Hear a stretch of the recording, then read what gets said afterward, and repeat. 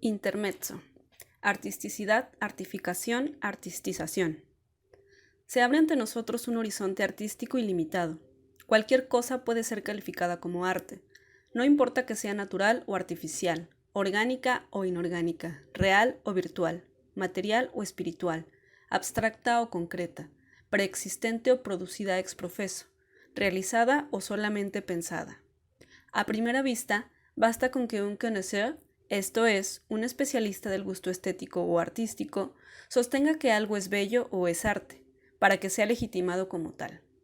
Esta operación equivale a una especie de bautismo que, llevadas las cosas al límite, puede hacerse sin oficiante y celebrarse por autodesignación, o bien contra la expresa voluntad del bautizado que jura nada querer tener que ver con el arte, o incluso sin que el objeto en cuestión sea consciente de ello, como en el caso de los minerales, los vegetales o los animales.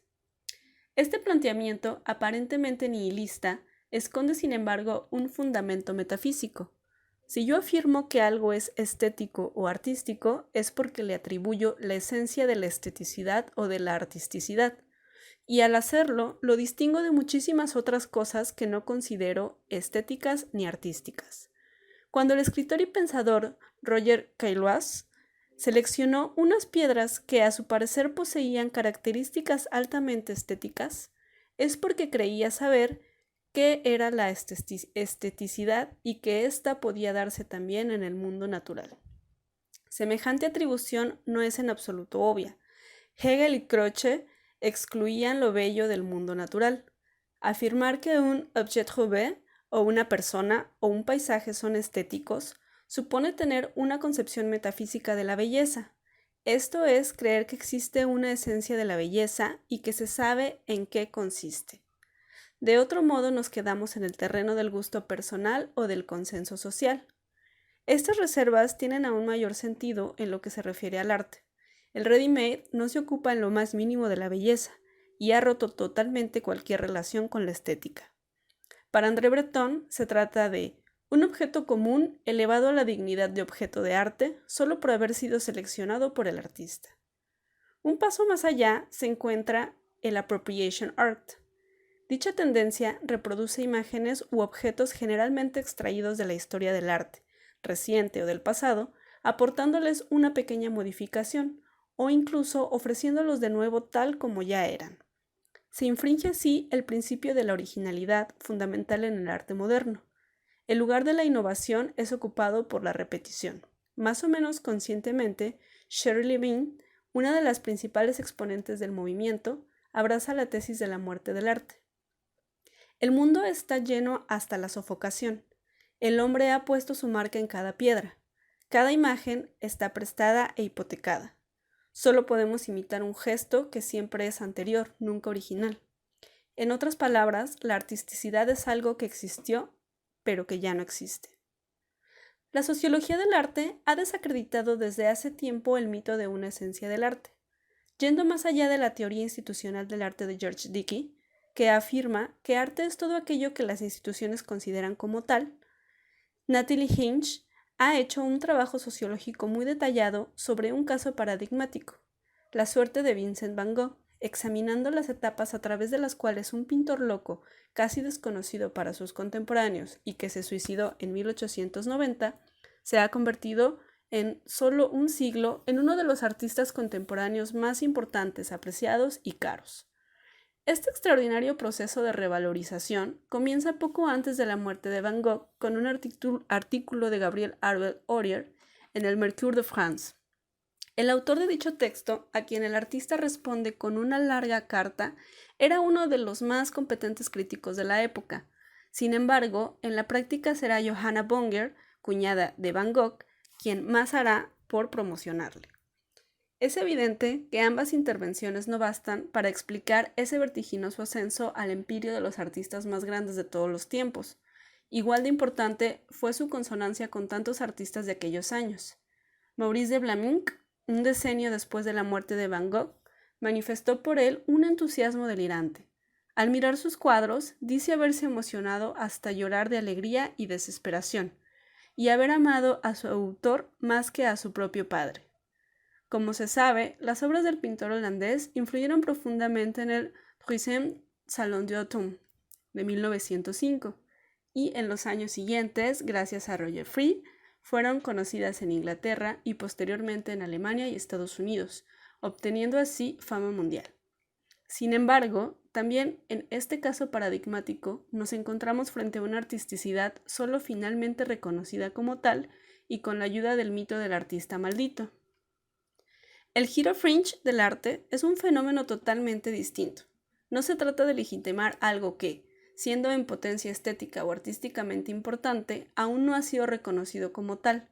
De lo que se trata es de convertir en algo emocionante, excitante y seductor lo que por sí solo no logra manifestarse como tal, o que lo es por razones que nada tienen que ver con lo que hasta ahora se entendía por arte, o que, estando reconocido y legitimado por la historia del arte, incluso en calidad de obra maestra, se encuentra como momificado y embalsamado, y es objeto de devoción fanática o de estudio meramente erudito, o, en el caso más frecuente, de visita turística. Lo que está ocurriendo es un cambio epistemológico del concepto de arte. Lo cierto es que el arte, tal como ha sido entendido en la modernidad, ya no se basta a sí mismo. No es ya el centro a cuyo alrededor giran las dinámicas de la revalorización y de la credibilidad, unas dinámicas que versan sobre experiencias personales o colectivas de índole social, moral y filosófica. Natalie Heinich y Roberto Shapiro han detectado esta transformación y han introducido un neologismo, artificación, para referirse a la transformación de una modesta experiencia cotidiana en una actividad institucional reconocida como arte. Ambas autoras distinguen con claridad los pasos de esta metamorfosis: actividades organizativas, creación de espectáculos, constitución de compañías, sociales, como inclusión en el ámbito artístico de personas ajenas a él, estéticas, como cambio en los criterios de valoración, institucionales, como invención de nuevas disciplinas o puesta en marcha de su enseñanza, discursivas, como promoción a través de prensa, folletos, radios, televisión, página web o redes sociales. Y, naturalmente, todo esto no lo puede hacer una sola persona, sino que sería la compleja tarea de un equipo que actúa de forma coordinada en campos diferentes, relacionándolos unos con otros. Existe, sin embargo, un factor más importante que los que acabamos de enumerar. Se trata de la conciencia que el autor, el productor, el artista, tiene de sí mismo, en otras palabras, de lo que piensa que es, y por consiguiente de su relación con los demás, de la imagen que ofrece, de su trabajo de autorrepresentación. No es casual que esta sea considerada la primera condición para el triunfo. Igual de relevante es el modo en que los demás reciben esta imagen y el feedback que se establece entre el modo en que el artista se valora y el modo en que le valoran los otros, es decir, la capacidad de considerar las consecuencias del propio comportamiento para cambiarlo parcialmente o por completo. El mérito de la sociología del arte es haber introducido una actitud desencantada, una Entzauberung, en relación con la sobrevaloración hiperbólica del arte, sacando a la luz y analizando los mecanismos que le han hecho posible. Se trata de una tarea a la que aún le queda mucho trecho y que se topa con un límite. El investigador se convierte en prisionero de su propia metodología al no adoptar la técnica de la observación participativa, que le permitiría entender desde adentro las lógicas y las dinámicas del arte contemporáneo. En el caso de Natalie Heinich, esta carencia resulta tanto más extraña por cuanto es la autora de un enérgico panfleto sobre las enseñanzas que el arte debería aportar a la filosofía, y en el que teoriza la necesidad de un acercamiento desencantado del sociólogo al mundo artístico. Pero si no sigue las estrategias que se dan en el interior del ámbito artístico, no podrá alcanzar su objetivo. Mientras se preocupe exclusivamente por afirmar la credibilidad de su propia disciplina, ampliando sus fronteras, no logrará entender cómo funciona el objeto de sus estudios. En la cultura occidental, el arte es el único terreno en que la desviación de la norma puede encontrar reconocimiento, pero precisamente por ello el sociólogo del arte debe participar, aunque sea mínimamente, en esta desviación. Desde este punto de vista, la sociología debe extraer su metodología del psicoanálisis y de la antropología. En otras palabras, ha de participar activamente y no seguir siendo una víctima de aquel error que Pierre Bourdieu definiera como, con la expresión, epistemocentrismo escolástico, en virtud del cual el docto atribuye su propia manera de ver las cosas a los agentes que son objeto de su estudio. Gerard Creux ha criticado el concepto de artificación, negando su carácter innovador y considerando un simple duplicado de la legitimación cultural. En su opinión, las autoras no aciertan en su intento de entender la génesis del arte y las condiciones de su existencia. Heinrich y Shapiro han respondido a esta crítica sosteniendo que la artificación no se refiere a la valoración, sino al modo en que se cruzan las fronteras entre artesanía, vida cotidiana, industria, delito, tiempo libre, deporte y arte. En otras palabras, se trata de una cuestión ontológica, un salto de fronteras discontinuo entre lo que no es y lo que es identificado colectivamente como arte. Mientras que la legitimación es la atribución de un valor, la artificación viene a ser una construcción concreta, un proceso progresivo de transformaciones materiales, organizativas, formales, etc. A primera vista, parece haber una convergencia entre el giro fringe del arte y la artificación, que ésta es solo aparente. El paso al arte, que constituye el objeto de estudio de la artificación, se ocupa de actividades situadas en la divisoria entre el oficio, la profesión, la industria y el arte, como es el caso de la fotografía, el cine, la artesanía, los graffiti, la danza hip hop, el ilusionismo, la tipografía, la caligrafía, la moda, el circo, etc. Todas estas actividades, que por otra parte presentan situaciones muy distintas unas de otras, podrían ser convertidas en auténticas artes a través de los procesos de consagración antes referidos. Naturalmente, la relación que acabamos de hacer no es exhaustiva. En algunos casos, el paso se produjo hace mucho tiempo, como ocurre con el cine y la fotografía de autor. Hay, en fin, muchísimos otros ejemplos de contaminación entre artes, que por ello pertenecen simultáneamente a distintos campos. En lo que se refiere a las imágenes del cuerpo, por ejemplo, son numerosos los artistas cuyas obras participan total o parcialmente del teatro, la danza, la performance, la pintura, el video o de la fotografía. Ciertos fenómenos no han sido tomados en consideración por las dos autoras. El arte de los niños, por ejemplo, constituye un campo bien delimitado que tiene un notable éxito en países como China, donde en las escuelas públicas la educación artística se prolonga desde el inicio de la primaria hasta el segundo curso de la secundaria. Así, en el verano de 2009, por iniciativa de Yu Qing-hu y de Francesco Pernice, un centenar de niños chinos asistieron al Campamento del Arte de Grottaferrata, en la provincia de Roma. De esta cuestión ya se había ocupado en 1919 Corrado Ricci, en un libro pionero. En 1986 abrió sus puertas en Oslo un museo de relevancia mundial, Det Internationale Kunstmuseet. Desde entonces se ha venido acumulando una amplia bibliografía sobre el tema. Otro caso interesante es el representado por el estudio Craft, artesanía que crea objetos antes por capricho que para ser funcionales. El fenómeno ha sido analizado en su evolución histórica y en su significado teórico por Sarah F. McLaren. Considerados tradicionalmente como anómalos o inferiores al arte y al diseño, los Studio Crafts han seguido un recorrido alternativo respecto a las artes y a la industria, jugando un papel fundamental en la cultura visual y material contemporánea. Desde un punto de vista más general, los crafts, los oficios artesanales, sufrieron en la cultura occidental dos transformaciones principales. La primera, cuando fueron separados de las bellas artes, rebajados de categoría y definidos como artes aplicadas o decorativas. La segunda, cuando el diseño industrial estimuló la producción en serie de objetos de bajo costo. Según Sarah McLaren, uno de los aspectos estratégicos del craft tiene que ver con el papel que el género y las minorías étnicas desempeñan en esa producción. Es interesante constatar que los crafts han permitido que grupos marginales salgan a la luz y utilicen un medio de expresión que no hubiesen tenido de otro modo. Last but not least, existe también un arte de los animales a cuyo estudio el etólogo Desmond Morris realizó una aportación fundamental. Todos estos campos y su estudio han contribuido a desestabilizar el mundo del arte institucional, mostrando los límites del concepto de artificación y anticipando el giro fringe que hoy se está produciendo. La teoría de la artificación presupone que se sabe qué es el arte. Sus limitaciones son fundamentalmente tres. En primer lugar, sigue considerando creíble y válido aquel concepto del mundo del arte euroamericano que se configuró en los años 70 con sus paradigmas, sus estrategias, su organización y que no hizo otra cosa que recuperar, explotar y manipular, transformándolo en un negocio de lujo, lo que las vanguardias históricas habían inventado ingenuamente y de buena fe.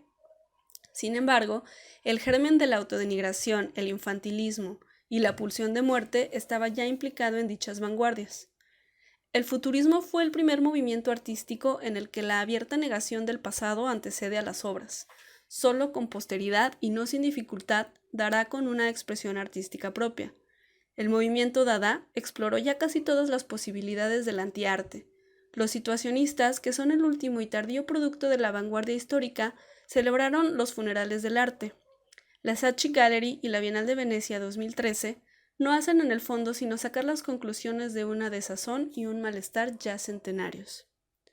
En segundo lugar, la artificación sigue siendo plenamente prisionera de una idea euroestadounidense del arte. Por mucho que pretenda incluir en ese contexto expresiones de la diáspora africana como el baile hip hop, institucionalizándolas y profesionalizándolas, sin interrogarse sobre la función que las danzas tenían originalmente en África. La artificación se cierra así la posibilidad de entender el significado primario de las artes africanas, en las que lo esencial es precisamente la idea de que el arte debe actuar sobre sus destinatarios.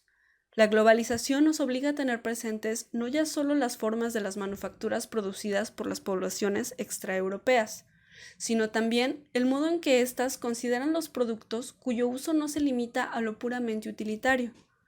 Uno de los primeros en ver este aspecto fue el africanista alemán Jan-Heinz Jahn, para quien la cultura africana entiende sus productos no funcionales de un modo completamente distinto a como lo hace la estética europea. En África y en la diáspora africana, esos artefactos no son algo inmóvil, estático. No existe belleza que no sea también potencia, acción. Y por otra parte, esta efectividad no se da siempre, sino dependiendo del contexto, de la situación del ritual. Quien ha radicalizado esta teoría ha sido el antropólogo británico Alfred Gell. Según él, se impone cambiar el concepto mismo de lo que entendemos por arte, si se pretende superar su concepción estrechamente eurocéntrica. En su opinión, el arte es un sistema de acción cuyo propósito es cambiar el mundo antes que transcribirlo mediante símbolos.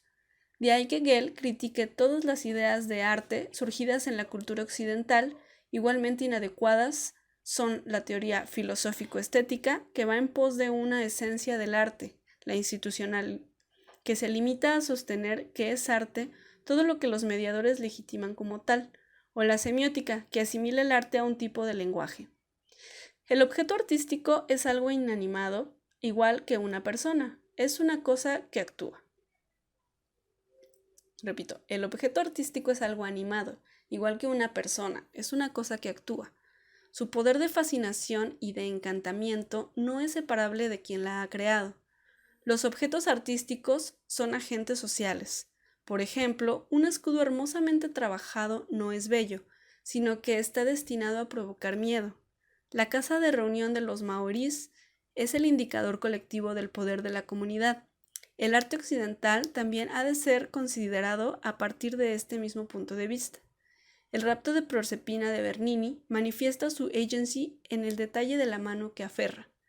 En un cuadro abstracto, un disco negro descentrado sobre una superficie blanca parece querer ocupar la parte central. Las obras de Marcel Duchamp quieren introducirnos en la cuarta dimensión. Gell propone en el fondo un concepto universal del arte de tipo animista, que lo asimila a la magia.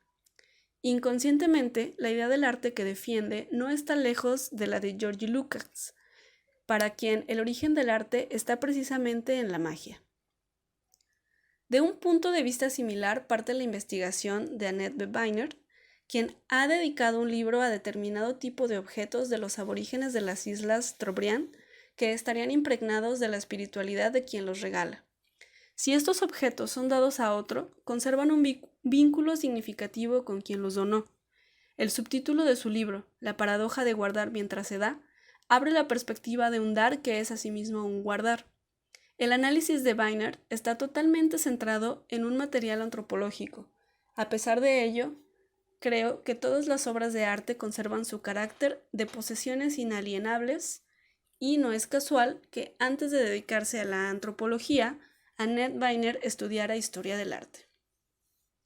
Mucho más escéptico sobre la posibilidad de llegar a una teoría global del arte fue el gran sociólogo alemán Norbert Elias, que vivió en Ghana 2 años entre 1962 y 1964 y reunió una colección de objetos africanos. Tampoco para Elias estos productos pretenden representar nada, sino que seguirían el modelo de la copia certificada.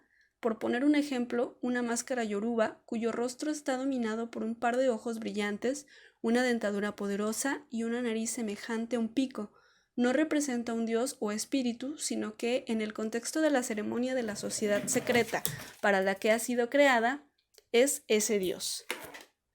Su aspecto visual no remite a algo exterior, sino que adquiere durante el rito un carácter ontológico. Lo mismo puede decirse del trance de los rituales africanos y afrobrasileños, donde el cuerpo mismo del fiel es puesto a disposición de una divinidad que lo posea. Como es sabido, el arte africano ejerció una influencia decisiva sobre las vanguardias artísticas de comienzos del siglo XX, creando una ruptura de los cánones estéticos de belleza y armonía que se remontaban al Renacimiento, y más aún de la idea de que el arte debe representar la realidad. Sin embargo, según Elias, se ha exagerado el alcance de esta fractura. Si bien produjo realmente un efecto de shock al oponerse a los cánones tradicionales, su significado se ha agotado en una transgresión que, precisamente en cuanto tal, sigue dependiendo de aquello mismo que cuestiona. En otras palabras, las vanguardias no han transformado el concepto de arte constituido a partir del Renacimiento. Han sido solo desviaciones de la norma, no han infringido la idea de la pureza del arte. Antes bien, como en el caso de Apollinaire, la han elevado a su máxima potencia. Si un cuadro parecido a los del expresionismo abstracto puede ser pintado no solo por cualquiera de nosotros, sino incluso por un mono, está claro que el arte se ha precipitado en una espiral regresiva, entrando finalmente en un callejón sin salida. La propuesta de Heinrich y Shapiro de artificar el hip hop y los graffiti trata de dar respuesta a un problema político. ¿Qué hacer con los jóvenes desempleados de las periferias urbanas y las zonas degradadas? Construyamos estructuras institucionales que les hagan creerse artistas, esperando así que no se amotinen ni caigan en la delincuencia o el vandalismo. Esta política, sin duda loable, pretende desempeñar la función que años atrás cumplían las parroquias y las sedes de los partidos, pero es solo un paliativo, ya que, como suele decirse, el rey está desnudo. ¿Cómo conseguir que los jóvenes se crean artistas si para nosotros, y aún más para ellos, esa palabra carece ya de sentido? Así, el asunto del valor, arrojado por la puerta, vuelve a entrar por la ventana, bajo la apariencia de la valorización. Privado de su aura metafísica, el valor se presenta como resultado de un trabajo de revalorización. De otro modo no se entiende por qué otro sentido podría tener ese trabajo. Más valdría dedicarse a hacer crucigramas o a tomar el sol en la playa. Una vez se ha admitido que cualquiera puede convertirse en artista y que todo puede ser considerado obra de arte, el paso al arte de algunas actividades artesanales, industriales, lúdicas, religiosas y de sus productos carece de la radicalidad que caracteriza las estrategias artísticas descritas en la primera parte de este libro. Los conceptos de artisticidad y artificación no son adecuados para responder al reto que las actuales estrategias artísticas plantean al público, a los críticos y a los teóricos del arte contemporáneo.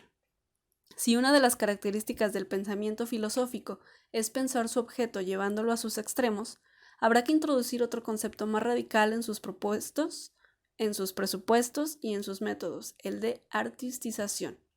No hay nada que sea arte en sí mismo. Llega a serlo gracias a un gran número de factores. El modo en que el autor entiende su propia actividad, el contexto diacrónico y sincrónico en que se sitúa, el trabajo de mediación hermenéutica al que está sometido, la recepción del público y la crítica, la manipulación a que lo someten los medios de comunicación, la conservación de lo hecho. De lo que resulta que el arte es todo ese conjunto de acciones y reacciones, teorías e iniciativas, objetos y narraciones, documentos y materiales de los más variados. Hannah Arendt distingue 3 formas de vida activa: el trabajar, el obrar y el actuar. La artistización incluye estos 3 aspectos y los mantiene estrechamente unidos entre sí. Tiene un aspecto económico nada desdeñable, puesto que crea valor. Es una producción no solo de objetos, sino también de discursos, textos y teorías, y, por tratarse de un campo de batalla, supone, en fin, la adopción de una serie de tácticas y estrategias. Estos elementos están estrictamente conectados entre sí y su gestión necesita de esa visión sintética que solo la filosofía puede proporcionar. La artistización no es el reconocimiento de un valor artístico previo, como la artisticidad, ni una política de promoción de prácticas marginales como la artificación. El término más adecuado para designarla sería la intraducible palabra inglesa agency, que implica desplazar el enfoque desde la acción individual a un sistema de relaciones muy complejo, dentro del cual alguien o algo fringe, es decir, marginal, incluso ajeno al mundo del arte, acaba siendo admitido o perteneciendo de pleno derecho a ese mundo. Nunca había sido considerado desde un punto de vista inusual, no convencional, alternativo, experimental, o había permanecido impensado en su radicalidad. Se trata de desplazar, dislocar, transformar lo establecido, siguiendo un procedimiento que pertenece por antonomasia a la poética barroca teorizada por Baltasar Gracián. De manera muy sintética, el filósofo inglés Francis Bacon adoptó para definir la imaginación una frase que nos sirve perfectamente para explicar la artistización. Lo que aquella hace es activar uniones y divorcios ilegítimos entre las cosas. En términos más filosóficos, el autor de estas páginas la ha descrito en otra parte introduciendo el cuerpo de tránsito. En el siglo XX, un procedimiento muy similar a la artistización fue teorizado por el escritor y crítico literario ruso Viktor Shklovsky, bajo el nombre de extrañamiento, que consiste en pasar de la percepción habitual del objeto a una nueva visión imprevista y sorprendente. Frente a la ceguera y la sordera de la vida de todos los días, Shklovsky reivindica la importancia de lo maravilloso. Las cosas pasan a nuestro lado como si estuviesen empaquetadas y debemos conseguir sentirlas como si las percibiésemos por primera vez. La maravilla se aproxima mucho al erotismo, que también se alimenta de alegorías, de discontinuidades, de desemejanzas de lo semejante. Shklovsky describe así una experiencia parecida a la de Freud, que identificó con el concepto de lo siniestro, y Wittgenstein como un ver algo como algo. Aspectos de la vida juzgados habitualmente insignificantes adquieren un relieve fundamental y, a la inversa, las asociaciones consabidas se revelan totalmente ineficaces. Lo contrario al extrañamiento es la identificación. Escapamos a ella con el salto del caballo, del ajedrez. No es un movimiento libre, sino que se ajusta a una extraña regla. No cabe optar por la vía directa. Mi tortuoso camino, escribe Shklovsky, es el camino de los valientes. Pero, ¿qué podemos hacer si tenemos 2 ojos y vemos mejor que los honestos peones y que los reyes monofideístas por exigencias del cargo? Como se sabe, Bertolt Brecht hizo de la distanciación o extrañamiento el fundamento de su poética teatral. Por amplios y penetrantes que puedan llegar a ser sus efectos, gracias a que los mass media pueden extenderlos a un gran número de usuarios, la artistización parte a menudo de lo que la antigua filosofía china denominaba el ínfimo inicio. El imperceptible inicio del movimiento, el primer signo visible de lo que es propicio. El giro fringe del arte no afecta, por tanto, solo a lo que es objeto de su artistización, sino que parte de una intuición que es también en sí misma fringe y por ello tiene la capacidad de socializarse, de expandirse, de alcanzar resonancia. Guarda una relación de consonancia, de simpatía, de afinidad profunda con Internet y sus efectos virales. Es cierto que los alternativos o marginales tienden a desdeñar o detestar la tecnología, pensando que la desconexión voluntaria de las redes es la mejor manera de dar testimonio de la pureza y la autenticidad de su apuesta revolucionaria. No se dan cuenta de la diferencia que existe entre la sociedad del espectáculo anclada en la comunicación más mediática tradicional y la World Wide Web. El giro fringe del arte se ha abierto paso gracias a las dos grandes instituciones artísticas descritas en la primera parte de este volumen. Ellos son los que han rescatado tendencias y problemáticas que ya venían dándose desde hace tiempo en el underground estético, artístico y paraartístico, y cuyas potencialidades aún están lejos de agotarse. El número de artistas y artículos susceptibles de ser apresados por la artistización es por tanto potencialmente infinito. De ahí que corramos el riesgo de ahogarnos en un abismo de insulsez y futilidad en el que no solo habrá desaparecido el viejo concepto de arte, sino también cualquier posibilidad de dar sentido a un melting pot, en el que todo se confunde con todo en virtud de pulular de valoraciones arbitrarias, malévolas, mixtificadoras y manipuladoras.